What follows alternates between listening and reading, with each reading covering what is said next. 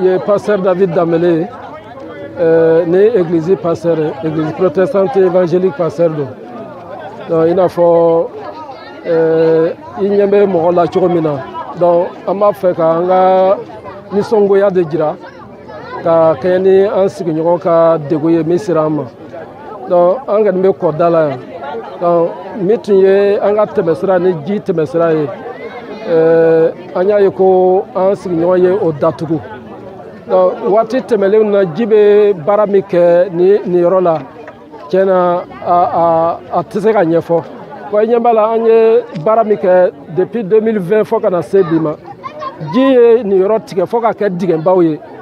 Donc an ye kabakuru de ta u b'a fɔ min ma Pierre Concassé an ye o caman cɛ ka na to yan ni a bɛ bɛɛ ni ɲɛ 6 ɲɔgɔnna 7 ɲɔgɔnna bɔ an ye min kɛ yan pour que mɔgɔw ka se ka tɛmɛ yɔrɔ sɔrɔ nɔgɔma la ko ji bɛ tɛmɛ yɔrɔ min na mɔgɔ wɛrɛ ka na o datugu. Donc a degun bɛ bonya ni ji bɔra dɔrɔn directement a bɛ don an kun yan. Donc an tɛna dɔn an bɛna min kɛ samiya waati la. Donc an kɔni ka welekan ye min ye a faamaw u ka wuli ka u ka baara kɛ.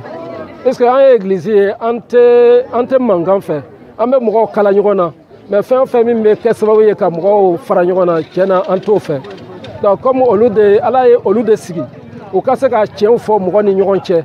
Donc n bɛ welekan ɲɛsin o faamaw ma u ka wuli ka tiɲɛ fɔ pour que mɔgɔw kana se ka kiiri tigɛ u yɛrɛ ye. Donc ni mɔgɔ dusu kasila ka se hakɛ dɔ ma i tɛ sɔn min ma n'i ma jija i bɛ o de kɛ mais an t'a fɛ ka tɛmɛ o sira fɛ. Donc o de la donc e welekan ye ka ɲɛsin vraiment an ka faamaw ma.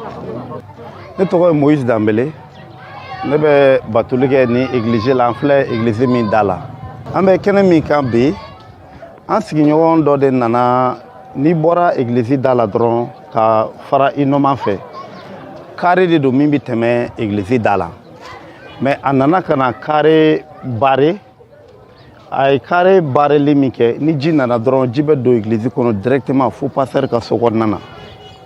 Donc an kumana a fɛ ka dɛsɛ an taara sigi ka kuma kɛ ni a y'a fɛ yen a ma sɔn ka taa mairie la a ma sɔn ka taa gouverneur fɛ yen a ma sɔn ka taa tribunal la a ma sɔn o bɛɛ kɔfɛ a nana ka na carré barré.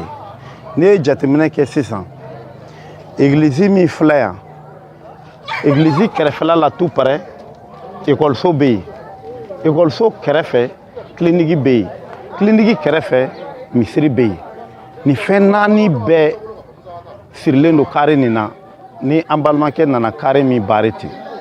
Donc an b'a ɲini a fɛ ni ne t'a dɔn dɛ ni chrétien don a k'a kɛ Jésus kama a ka yɔrɔ in to yen ni silamɛ don a k'a kɛ Mahamadu kama a ka yɔrɔ in to yen n'o fana si tɛ a k'a kɛ banabaatɔw kama minnu bɛna clinique la a ka yɔrɔ in to yen ni denw b'a bolo fana a k'a kɛ denw ka école kama a ka yɔrɔ in to yen. An dalen don an ka faamaw na an dalen don Bamako gouverneur du district la an dalen don commune 1 tribunal la an bɛ fanga kɔ an b'a ɲini fanga mɔgɔw fɛ u ka sariya boli a ɲɛ kan walisa cɛ ni a ka se ka nin yɔrɔ in to église kama k'a to misiri kama k'a to clinique kama k'a to école-so kama.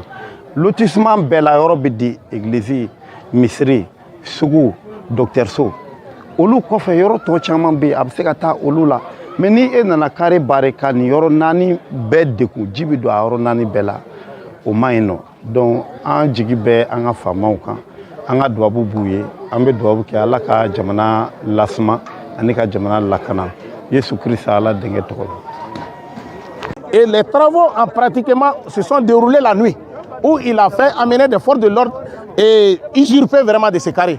Parce que nous l'appelons une usurpation. Donc nous allons interpeller les autorités du Mali, le gouverneur du district, la mairie de la commune 1 de Bamako, afin qu'ils prennent les dispositions nécessaires face à cette situation. Parce que nous allons appeler ça une usurpation de titres, parce qu'il s'est dit un fonctionnaire de la voirie, c'est pour cela qu'il se permet de l'usurper comme il veut. Mais nul n'est au-dessus de la loi. Nous avons confiance vraiment à nos autorités, mais nous comptons sur eux.